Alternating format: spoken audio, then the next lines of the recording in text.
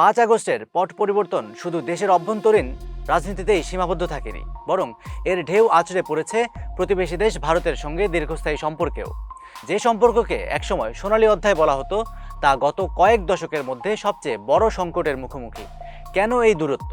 কেন দুই দেশ পাল্টাপাল্টি কূটনৈতিক পদক্ষেপ নিচ্ছে? আজ আমরা দেখব ঢাকা দিল্লি সম্পর্কের বর্তমান অবস্থা। শেখ হাসিনার পতন ও ভারতে তার আশ্রয় গ্রহণ, এই একটি ঘটনাই সম্পর্কের মেরুদণ্ডে বড় আঘাত হানে। ভারতের জন্য এটি ছিল তাদের দীর্ঘদিনের বিশ্বস্ত মিত্রকে হারানো।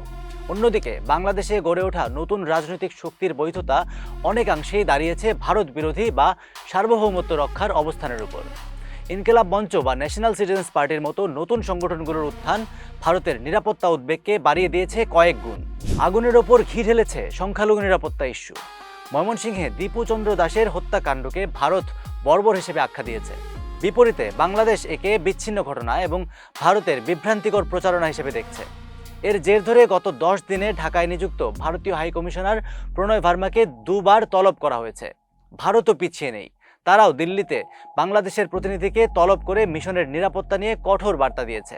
কূটনৈতিক এই লড়াই এখন এসে পৌঁছেছে সাধারণ মানুষের দোরগোড়ায়। চট্টগ্রাম থেকে শিলিগুড়ি ভিসা সেবা অনির্দিষ্টকালের জন্য বন্ধ। ভারত বলছে নিরাপত্তা ঝুঁকি, বাংলাদেশ বলছে এটি ভারতের পদক্ষেপের পাল্টাপাল্টি জবাব। এর ফলে চিকিৎসা, ব্যবসা এবং পর্যটনের মতো গুরুত্বপূর্ণ ক্ষেত্রগুলো থমকে গেছে। দুই দেশের মানুষের মধ্যকার যে পিপল টু পিপল কন্ট্যাক্ট, তা এখন বড় বাধার মুখে পড়েছে। কৌশলগত ও আঞ্চলিক ঝুঁকি ভারতের জন্য সবচেয়ে বড় ভয়। ভারতের জন্য সবচেয়ে বড় ভয় তাদের উত্তর পূর্বাঞ্চলীয় রাজ্যগুলোর নিরাপত্তা। বাংলাদেশের কিছু নেতার বক্তব্য দিল্লির জন্য 1971 পরবর্তী সবচেয়ে বড় কৌশলগত চ্যালেঞ্জ হয়ে দাঁড়িয়েছে। ভারতীয় জাতীয় কংগ্রেসের নেতা শশী থারুরের নেতৃত্বাধীন সংসদীয় কমিটিও এই বলে সতর্ক করেছে যে ঢাকায় ভারত তার স্ট্র্যাটেজিক স্পেস হারাচ্ছে।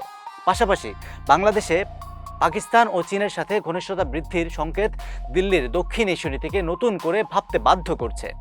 এটি বিমস্টেকের মতো আঞ্চলিক জোটকেও দুর্বল করে দিতে পারে। অন্তর্বর্তী সরকারের প্রধান উপদেষ্টা ডক্টর মোহাম্মদ ইউনূস এখন দ্বিমুখী চাপে। একদিকে আন্তর্জাতিক সম্প্রদায়ের কাছে স্থিতিশীলতার প্রতিশ্রুতি, অন্যদিকে দেশের ভেতরে কট্টর ভারত বিরোধী জনতাকে শান্ত রাখা। ভারতের নির্বাচন সংক্রান্ত পরামর্শ প্রত্যাখ্যান করা মূলত দেশের মানুষের কাছে তার সরকারের সার্বভৌম অবস্থান প্রমাণের একটি কৌশল। সামনে কি হতে পারে? বিশ্লেষণে আমরা 3টি প্রধান দিক নিয়ে আলোচনা করতে পারি।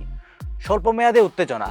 2026-এর নির্বাচন পর্যন্ত সংখ্যালঘু ইস্যু ও সীমান্ত পরিস্থিতি নিয়ে উত্তেজনা একই থাকতে পারে। দুই দেশই জানে যে ভৌগোলিক ও অর্থনৈতিকভাবে তারা একে অপরের উপর নির্ভরশীল।